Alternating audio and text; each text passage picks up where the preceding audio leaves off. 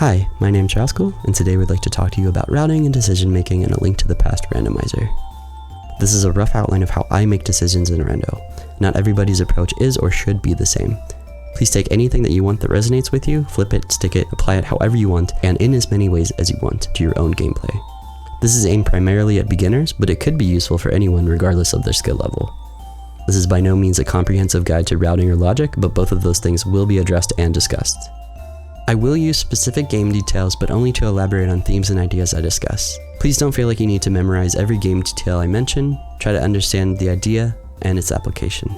It's okay if you don't fully grasp everything, especially if you're new to the game. For things that you don't understand, know that you can always come back to this video, maybe after becoming more familiar with the game. Throughout this video, I'll do my best to point out any and all locations I mention on the map tracker to the right. I hope this will help newer players follow along with the examples that I provide. Aside from the obvious movement, combat, and other types of execution, Rando is a game about making decisions. These are the things that I try to keep in mind when deciding what to do in-game, in roughly their order of importance. Again, order of importance to me. My priorities are 1. Playing towards the win condition, 2. Logic, 3. Proximity and density, 4. Clearability, I know that's not a word, but I hope it'll make sense later, 5. Resource requirements, and finally, difficulty. There are several game modes in ALttPR, and depending on which mode you're playing, certain item locations will hold more value than others. This is because there is guaranteed progression there, and because of this, it can make sense to prioritize these locations over others.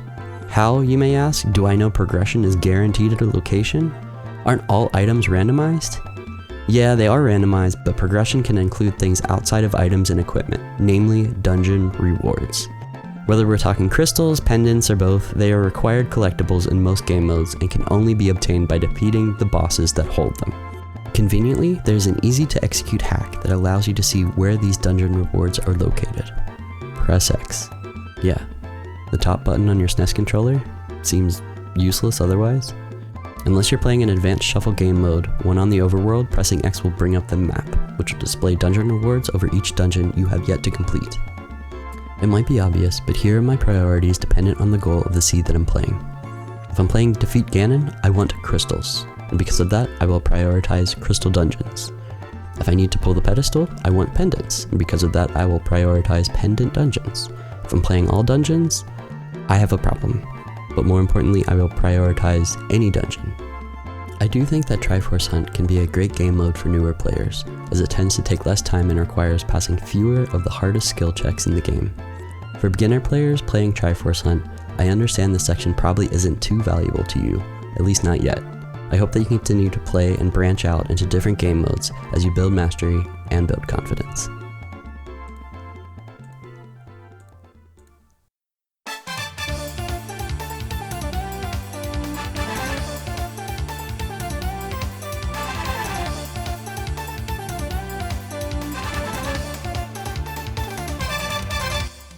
Outside of randomizers, there aren't many games with orders of logic gates that are largely unknown and that change every time you play them.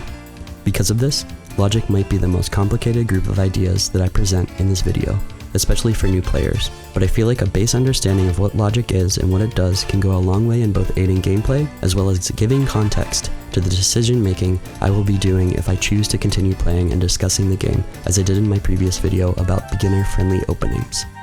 Like with the rest of this conversation, please don't feel discouraged if what I say here doesn't immediately stick or make sense, but I encourage you to try to get a handle on what I'm saying and how it relates to the game.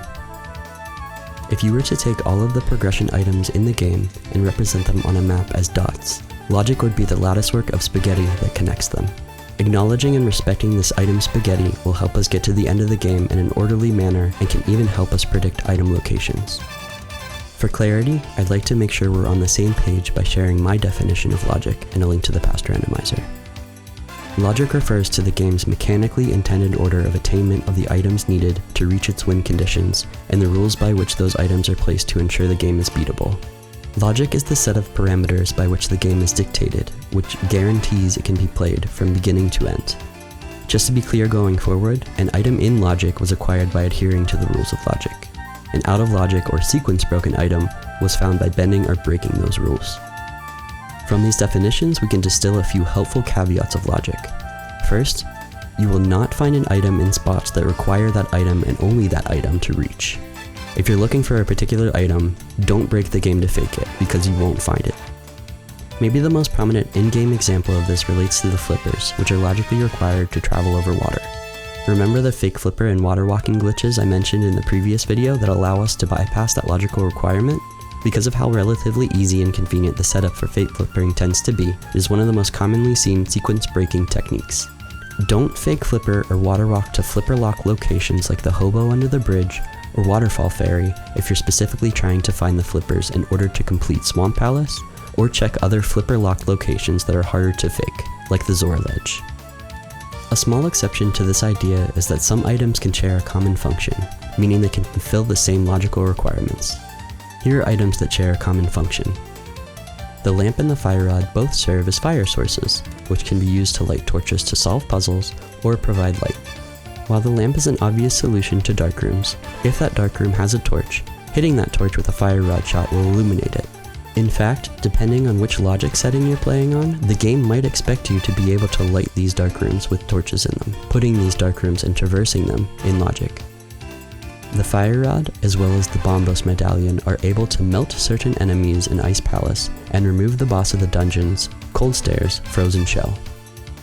Both the boots and the hookshot share a common mobility function in that they enable you to clear certain gaps, though the shared usefulness is limited. Finally, there is the pool of damage items that, with a few exceptions, can largely be swapped with one another to accomplish the same goal. The next important detail about logic is that items found in locations requiring other items acquired out of logic are, themselves, out of logic. As an example, if you performed the aforementioned fake flippering glitch and found the Book of Medora at the Hobo check, that book is, for now, considered to be out of logic.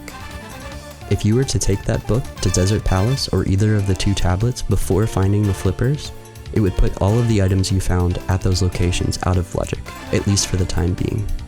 If you are looking for a particular item, consider avoiding leaning on progression items found out of logic to find it, at least until you find the items that put them into logic. Consider the previous example.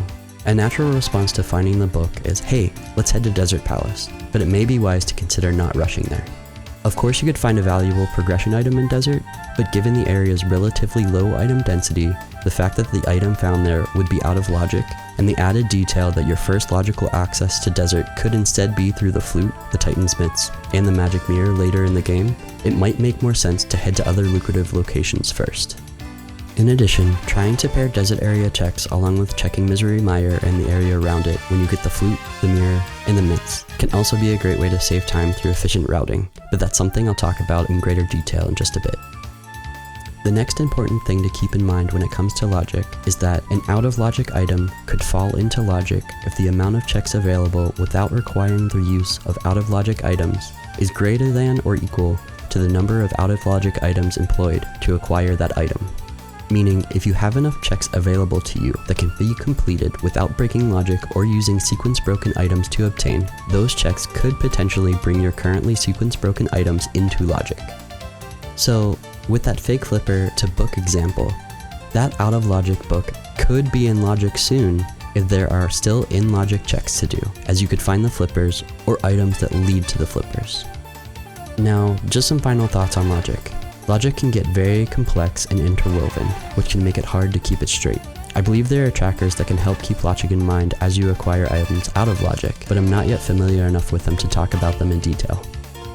Staying in logic can sometimes save time. Don't feel like you have to be a hardcore glitch-focused speedrunner to play Rando quickly and efficiently. As mentioned, logic can be a powerful tool, and in my opinion, respecting it is a valid approach to the game. On the flip side, don't be afraid to break logic, as playing out of logic can be a powerful and useful strategy, but know it's at your own risk with respect to both breaking the game and breaking your brain.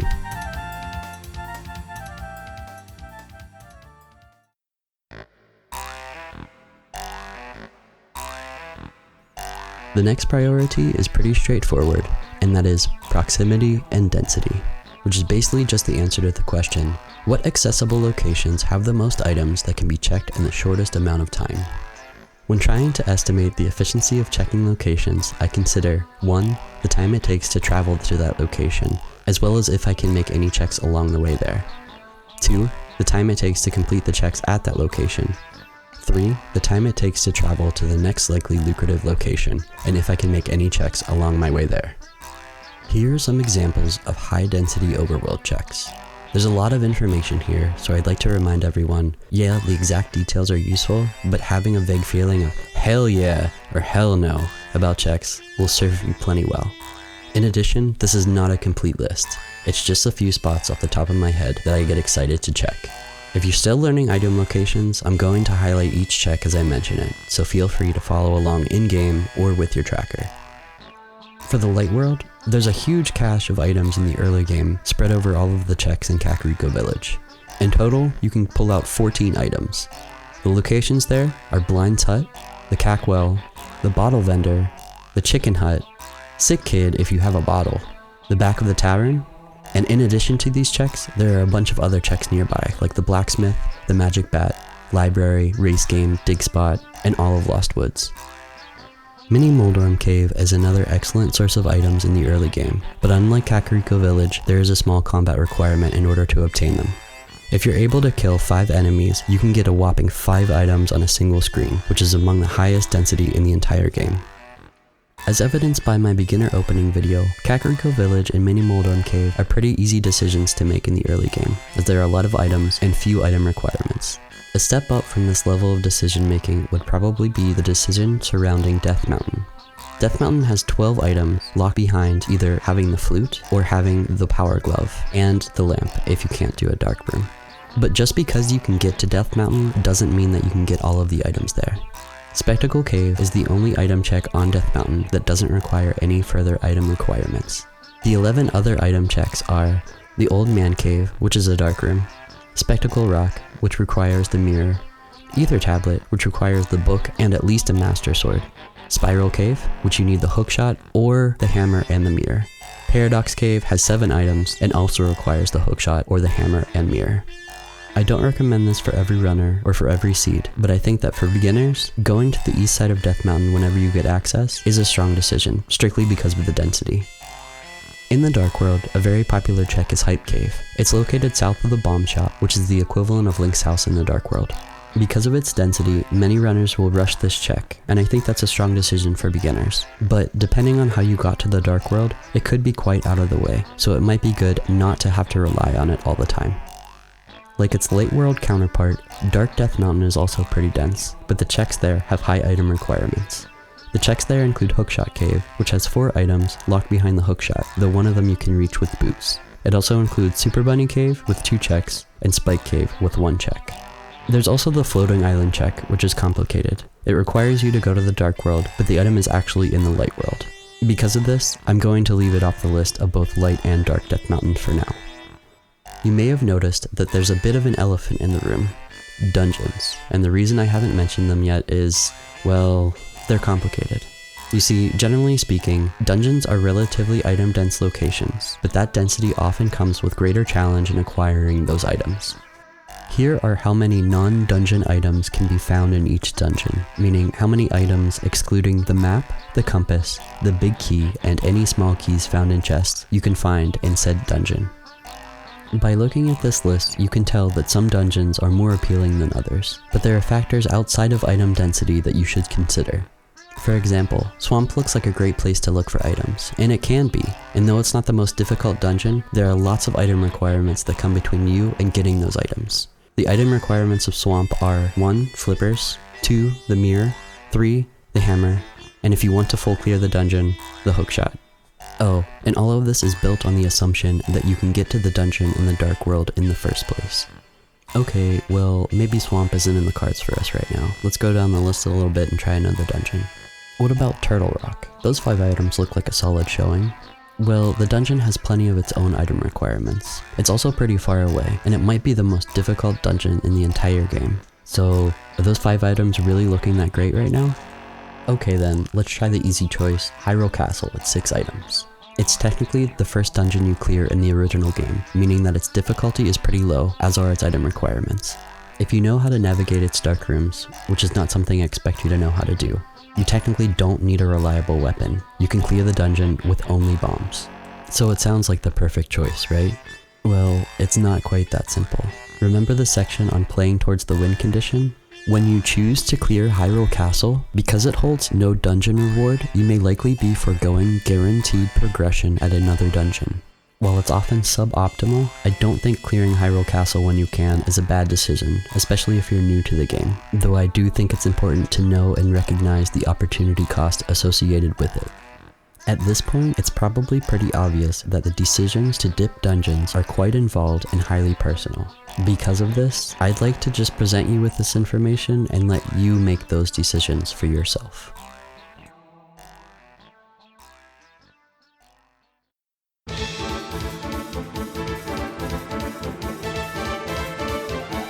Let's talk about that fake word from earlier, clearability. Clearability refers to a measure of efficiency that is gauged by completion potential. It pits the question, how thorough can I be, against how thorough do I need to be? The riddle of clearability can be answered by asking, how many checks will be left or orphaned by trying to clear a location with my current inventory? How much time will it take to get to orphan checks if they end up holding the progression items that I need? How badly do I need items right now? Enough that I'm willing to orphan inconvenient checks? These questions comprise a sort of game in and of themselves of evaluating present and future opportunity costs, which I find interesting. To explore this idea, let's head back to Death Mountain, an area with large implications on many, if not most, races. Again, there are going to be lots of details and numbers on the screen. Please remember that the ideas behind them are what is most valuable. Presented are 3 different inventory scenarios that are all possible to possess when first arriving at Death Mountain. In each, assume the player's access to the area was through the flute. Let's see how efficient these loadouts allow us to be. The crux of loadout 1 is the hookshot, which allows access to East Death Mountain by crossing the broken bridge. With it, we can loot Paradox Cave and Spiral Cave, which is a healthy pile of checks, but aside from Spectacle Cave, all of West Death Mountain is closed off to us. 9 out of 12 items isn't too bad, but let's see if we can do better. Loadout 2 takes the other approach to scaling Death Mountain by employing the mirror on the west side. At the summit, the hammer allows us to squash a peg and enter the east side, where, as before, Spiral and Paradox Caves are available to us. We can reach both sides, but even then, we still have to abandon the Ether Tablet check, which is not only inconvenient to come back to if it holds something important, but is also quite easy to forget, even when using a map tracker. We improve to 10 out of 12 items, but let's give it one more go. Along with the mirror and the hammer, let's tack on the Book of Medora and a sword that is level 2 or higher. These 2 additions give us what we need to pinch the item from the tablet, and we improve to 11 out of 12 items, which is pretty efficient. And with this loadout, a trip to Death Mountain is very tempting. Except, I'm hiding some things. We can get into Tower of Hera with loadouts 2 and 3, and it's possible we could get both items and kill Moldorm if we needed to. But there's also a chance that, without Lamp or Fire Rod, one of the items is firelocked in the basement, or, even worse, the big key is firelocked, with both items hanging out on the upper floors. But Hera is only 2 items. That's not so bad, right? Make it worse. Because of the duality of the game world, we're more or less walking past every item location on Dark Death Mountain without checking it. If my math is correct or close to it, even with our decked out third loadout, we are only able to check 11 out of upwards of 25 checks. But I still think it's a solid routing choice to come up here now. Why? Why come to Death Mountain and leave so many checks behind? We want to find items, and usually would like to find them sooner rather than later. There are some exceptions to that, including the race going on in the background, which took place a couple months ago, and I actually won because I found items later than my opponent. But for the most part, finding items quickly is the name of the game, baby. In addition, there's always the chance that the items that you need to full clear an area could be in that area. There are more than enough checks on Death Mountain to find the Titan's Mitts, a Moon Pearl, and a Fire Source. And even if we don't, chances are pretty good that we'll find something else useful here. Because of this bird in hand element to this game, where items are almost always more valuable now, it's important to remember that combining checks can save time, but trying to be perfect will often slow you down. I think this could be especially true with newer players, but I think that everyone falls into this trap from time to time. Please don't let the pressure to be perfect turn you away from this game.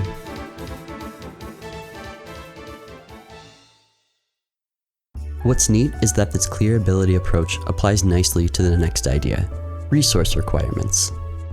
Some checks require the expenditure of resources, which you will continue to collect and accrue throughout the entire game.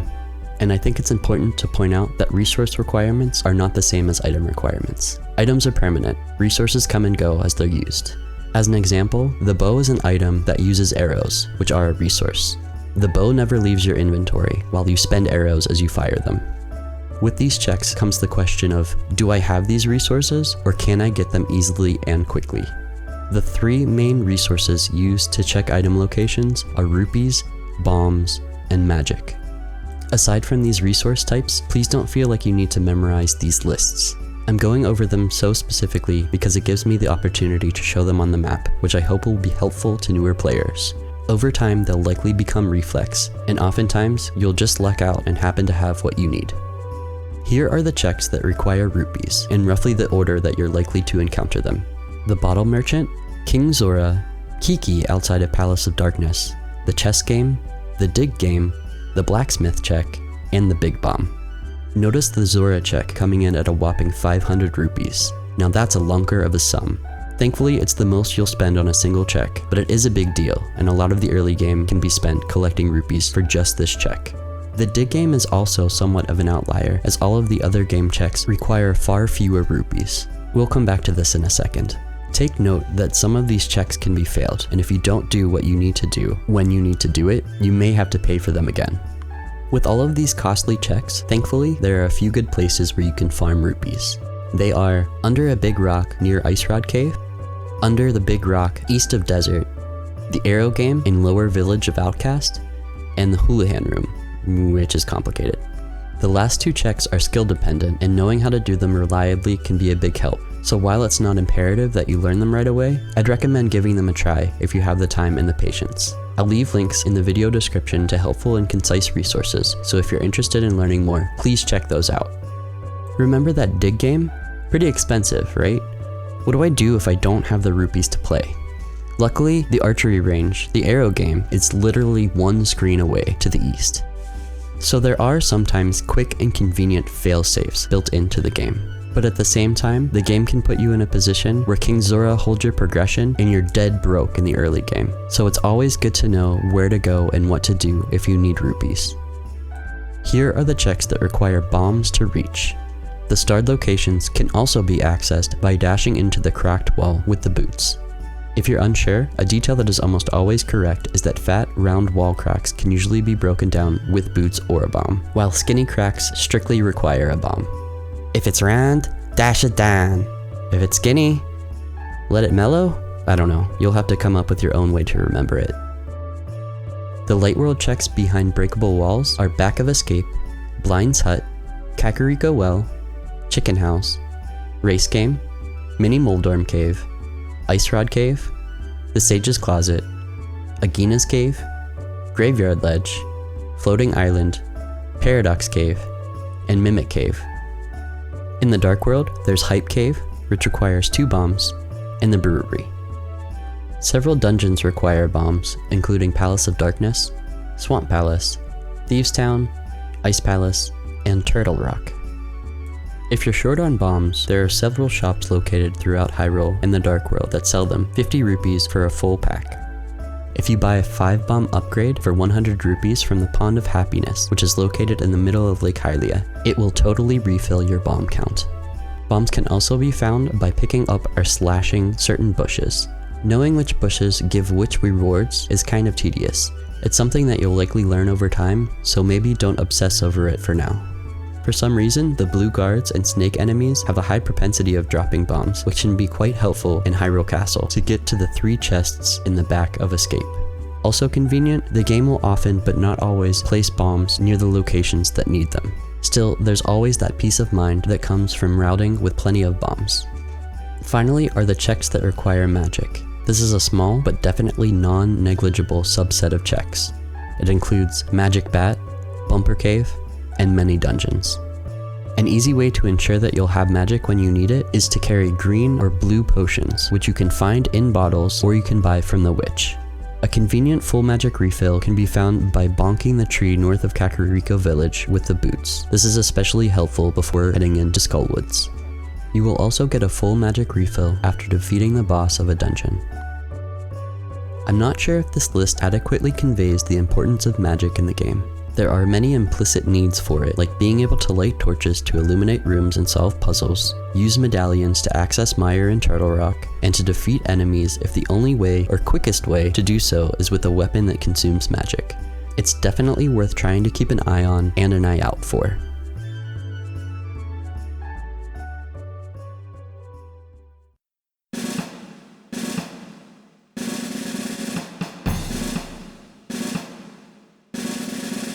It's important to acknowledge and accept that not all checks are created equally. Clearing Kakariko Village is not the same as clearing Turtle Rock. Killing Armos Knights is not the same as fighting blind with only the hammer. Knowing your limitations is a sort of skill in and of itself. Though that ever-pesky, dilly-dang difficulty is one of the last filters I employ in decision-making, it's just as valid as any and all of the others. The reason I personally put difficulty so far down the priority totem pole is that logic doesn't care too much about difficulty, and there will be times where the game expects you to do a lot of work with very few tools and resources. In addition, I've played this game way too much, and few skill checks intimidate me maybe as much as they should. With higher difficulty comes the increased chance of failure, which is costly in many different ways. Failure comes not only with explicit costs like time and resources, but an implicit subset of costs as well. It can plant seeds of frustration and anxiety, which are real costs and can undoubtedly chip away at things like patience, focus, immersion, enjoyment, tranquility, and confidence, all of which I believe can make a player better at both decision making and execution. With that, I think it's reasonable and understandable to want to avoid failure if you can, and one way you can do so is to try to be as prepared as you can for what the game throws at you. As long as there are other locations that you can check, it is okay to consider strength upgrades as personal progression items. Difficulty in A Link to the Past is somewhat dynamic, for as you find gear, swords, armor, health, half magic, every one of those items makes you stronger. And when you know what your abilities are in game, you'll have a better idea of how to minimize the costs that we just discussed. But wanting to avoid failure and refusing to fail are two very different things. The game can and will force you into situations you feel ill-prepared for, and honestly, it's one of the things that makes it so fun. If this is something that gives you hesitation, I think I understand why, but I encourage you to try to work to accept it. I think that the fear of failure and the effects of frustration and anxiety can often overwhelm beginners, and while over time players can learn strategies to keep emotional costs at bay, any player at any level can succumb to tilt, which is why difficulty is and will likely remain an important part of my dilly-dang decision-making process. I'm not sure how obvious this is, but I think the best way to overcome difficulty is to practice, and if you're looking to practice and polish specific skills, I highly recommend checking out Skillshare. No, I highly recommend checking out the A Link to the Past practice hack. It can be immensely helpful and will likely save you a lot of time and grief with creating the situations that you wish to practice. Cough, hammerblind cough.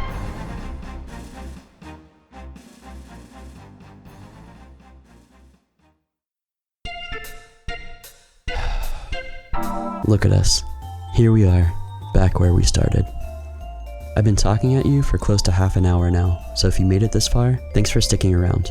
I'm really hoping that the things I've covered in this video will help make sense of and put into context decisions and gameplay I'm hoping to share soon. Let's do a quick review so we can get the hell out of here. The ways I make decisions in Rando and the order of priority in which I use them are: first, playing towards the win condition. Remember, in most game modes, dungeon prizes are progression, and going to where progression is how you win the game. Second, logic. Logic is both a rule set and a roadmap to beating the game, but you have the choice to go off the beaten path. Third, proximity and density. Always be doing checks, and the quickest ones usually aren't a bad choice. Fourth, clearability. It's not a word, but that's okay, because trying to be perfect is sometimes overrated. Fifth, resource requirements. They're like item requirements, but you forget about them more often. And we wrap it all up with difficulty. Be honest with yourself, but also believe in yourself. But also be honest with yourself. But these are just my thoughts and ideas about the game as it relates to me as a player. How should you feel? I don't know, and that's part of the beauty of it. Testing the waters, engaging what works for you, what doesn't, and how your feelings change over time is one of the highlights of playing, or at least it was for me. But since I've gone this far, I might as well take a guess. So here it is. My predicted possible order of priorities for beginners is, first, difficulty. What demands of the game are you able to fulfill with what you have? Be honest, but be willing to push yourself. Second, density, because items are good. Third, resource requirements. Though it's not a big deal to make pit stops, it takes practice to know when and where you'll need resources. Fourth, playing towards the win condition. Since you'll likely be going further out of your way to find more non-progression upgrades to be able to finish the game, your path to the end will be less streamlined, and that's okay. Fifth, clearability, as it's hard to learn to route on the fly, and it's also not a huge chore to visit a location more than once. And sixth, logic. It's unlikely that as a beginner, you'll know many ways to sequence break the game, and even if you do, I'd be surprised if you could keep track of it all in your head. So now that we've gone through all of this, I have to admit that I'm feeling a little guilty, as there's something I've been hiding from you this entire time. Everything I've said up to this point means nothing, because here are the real priorities. 1. Have fun. 2. Never be not having fun. 3A. Build mastery. 3B. Build confidence. These two things can have a marked positive effect on your life in-game and out. And 4. Share and play the game with others. Make friends and share experiences with other players at your perceived skill level, and be sure to commiserate over nightmare seeds and disgusting item placement. It's a huge part of the game. Make friends with players who you suspect are below your skill level, and with their formal, willing consent, share things about the game that took you a while to figure out. And if you're really lucky, you'll be able to develop relationships with players above your perceived skill level who will do the same for you.